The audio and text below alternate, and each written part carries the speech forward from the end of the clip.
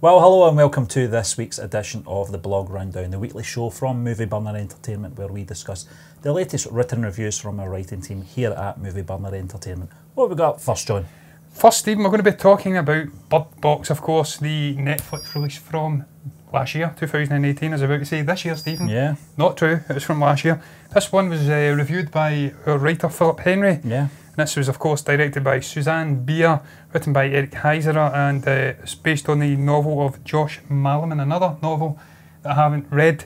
Stephen, this film turned into a bit of a meme over the last 3-4 months, I believe. Yeah. Everybody, I think, has seen this film just about. I think it's broke records. There was even people discussing whether more people had watched this film than Black Panther. Such was the reach that it managed to get out. Yeah. I enjoyed it. I really did enjoy it, and by all accounts, Philip's enjoyed it as well, based on his review. I agree and echo the vast majority of sentiments that he has shared with us in the review. Just like the likes of it's similar to A Quiet Place, in the way that it's taking a primary sense from humanity. You get these strange mystical beings hiding in the shadows, and just how that impacts on people post-apocalyptic setting as well. So what did you think of it? Because I know you've seen it as well. I liked it, John. I wouldn't say I loved it, but I did enjoy it. For a Netflix original movie, well, original, the story itself is obviously based on a novel, but I thought the production was great. I thought the cast was excellent as well. John Malkovich was brilliant as always. We always know you're going to get a good performance out of that man. Sandra Bullock as well. I felt I liked the character. She was very disconnected from the outside world. Didn't have a clue what was happening in Russia. Didn't have a clue what was happening in her own town. and what happened, you know, very early on. I love these kind of movies, those first 10 minutes. We were talking about Dawn of the Dead, where it's just absolute carnage for the first 10 minutes. It was the same in this. Probably did it a bit longer, maybe 15-20 minutes. It was just absolute chaos. The hospital scene with the girl bouncing her head off the glass, I was like, what the heck's going on here? It's like Glasgow on a Saturday night. But the character Sandra Bullock, certainly is, she knew exactly what was happening because she couldn't get out of that hospital quick enough with her sister.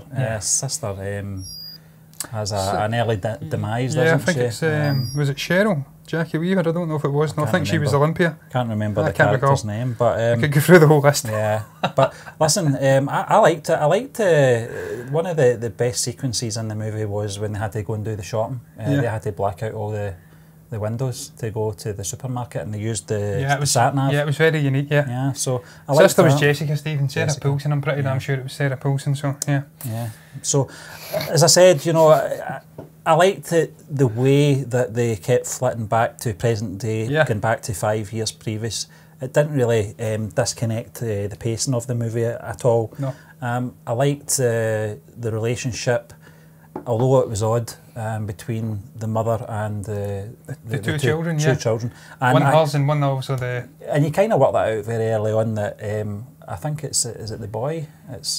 I can't remember. The boy maybe hers and the daughter maybe, or the girl maybe the fat ladies. Yeah, the one that fell out the window, I don't know her name, sorry. Yeah, Mama Cass. But no, listen, it was, I liked that relationship, although she was very strict on them, you know, and I think she was a little bit harder on the girl as well, and she said she couldn't trust her or something like that, I think because she wandered off at some point. But I liked the film, I liked the characters as well. John Malkovich, as I said, when he entered the fray, it just got more interesting. I liked his attitude in the film.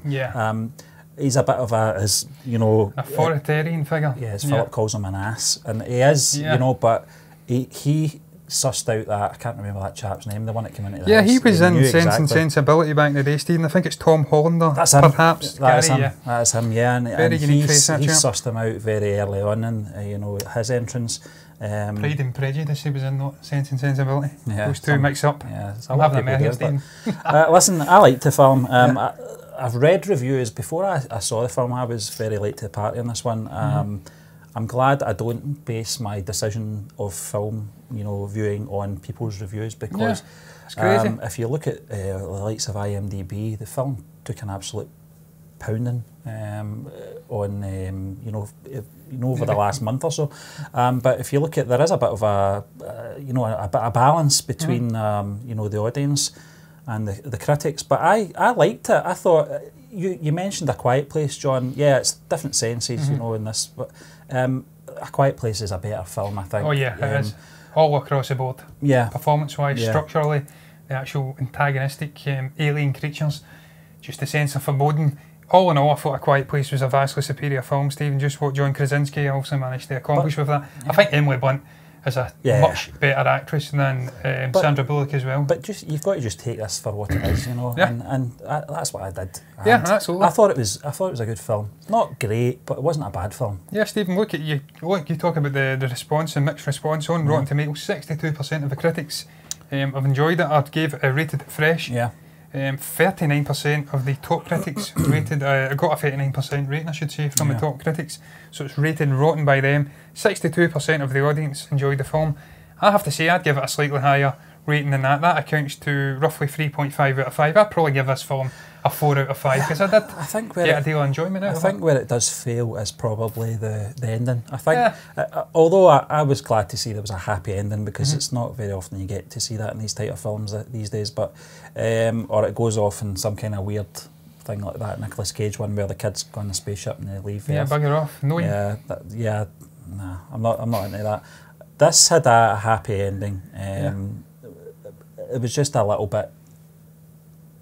They're still stuck. This presence is still around them. Stuck in a Birdbox. So the blind institution or something. So yeah, Stephen, I completely agree with what you said. Structurally, I like the way it flip-flopped between the present day. Also, she's on this river trying to navigate these rapids with the 2 young children, and then it went back to the events of the happening, obviously, and then the way it slowly.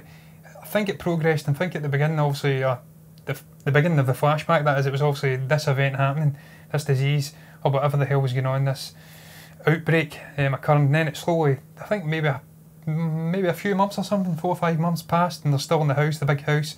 Obviously, the guy goes on to check the CCTV and ends up meeting an early demise. John Malkovich, as you say, is playing the authoritarian figure.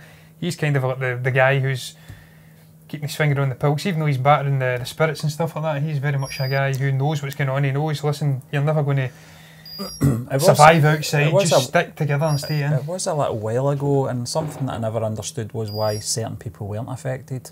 And I'm not talking about the people that were blind, I'm talking about, the people who were willingly looking in the eye, and they were trying to obviously convert people. One of them was the chap from Ant-Man and the Wasp, and he was in the Dark Knight as well. I can't remember the chap's name. It was a very small cameo at the very end. Yeah, don't recall it was the beginning of the story, but that part of the story was shown at the end. Yeah, B.D. Wong, Stephen, incidentally, was the guy that looked into the CCTV. I actually didn't realise it was B.D. Wong at the time. Very good actor. But look, I mean, Stephen, I enjoyed the film.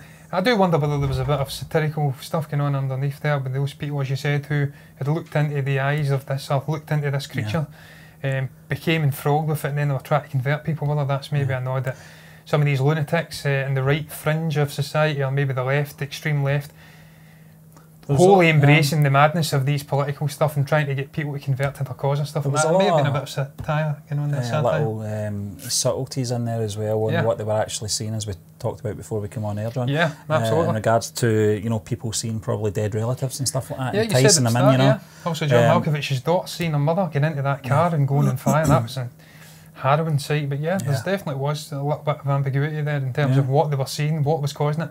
I have to say, I completely, even though I seen her mentioning seeing her mother, when I was watching this film, I just took it as to be some sort of a strange parasitical creature or something. The street was very crowded, so you could take it that she's seen her down the street, the way it was shot. But and then she's trying to get in the car. It was quite good, the way they handled it. They left it open for you, to make your own mind up for what this force was. Yeah, really enjoyed Sandra Bullock's performance. I thought she handled the film very well.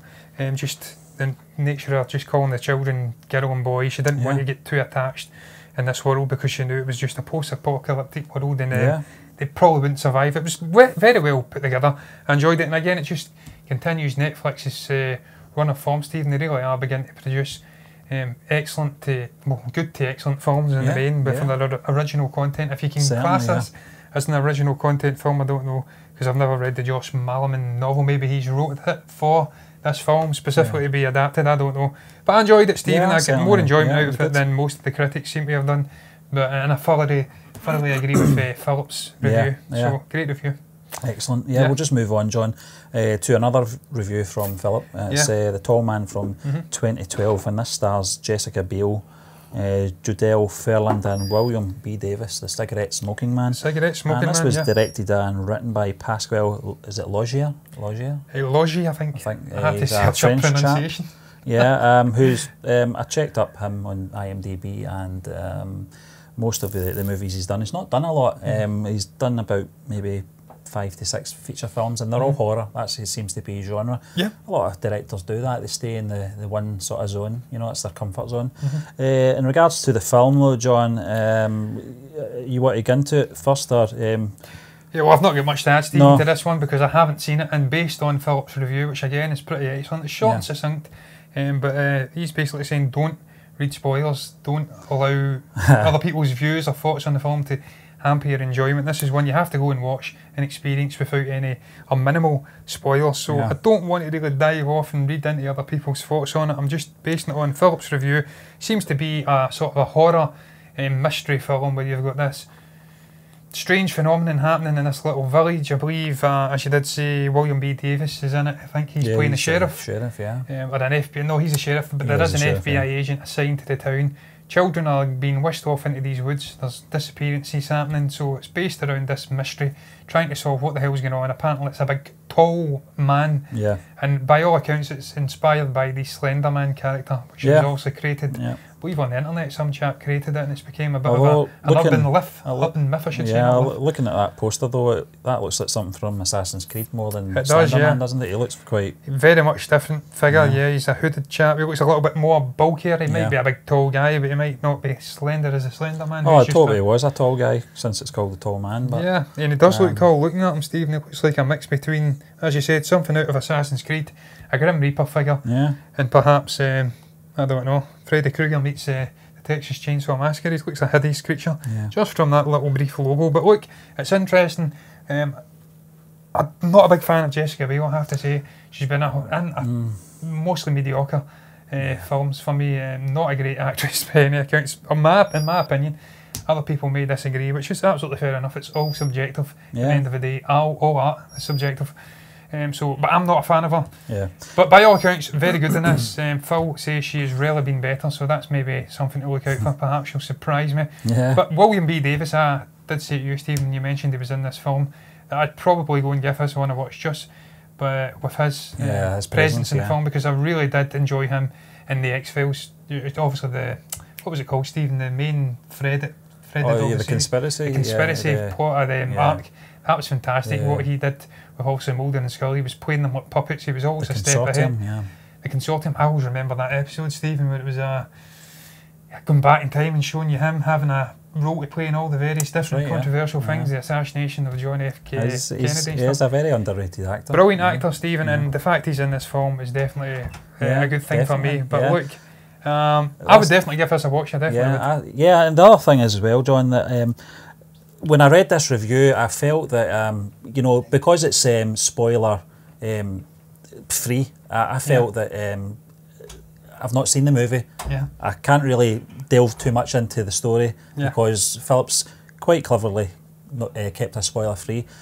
So when this review dropped, I felt I need to get my hands on this movie quick so I can talk about it. So it's very difficult to do. But one thing I will say about the review is that it's intrigued me to seek the film out, to see how it plays out. I have to say, I'm not laughing at what you're saying, Stephen. The Philip's review, we just had an unusual guest come into the room there, so I wasn't expecting that. I wasn't expecting that, but yeah, look, man, it's an intriguing concept. He does say it conjures up memories of Jeff Goldblum in the 80s, or actually no, the title conjures up memories. I remember that, Ron Atkinson. I don't recall that, thankfully. Jeff Goldblum in the 80s was a chap I just seem to recall. Came out the year you were born, John. That's probably shirtless. Took his shirt off a lot, didn't he, Jeff, back in those days? He had a fantastic physique, so hats off to the man, but a little bit too hairy. Should have kept that shirt on, but I digress. Jeff's doing jazz now and playing the piano. Hats off to you, Jeff. You're not in this film though.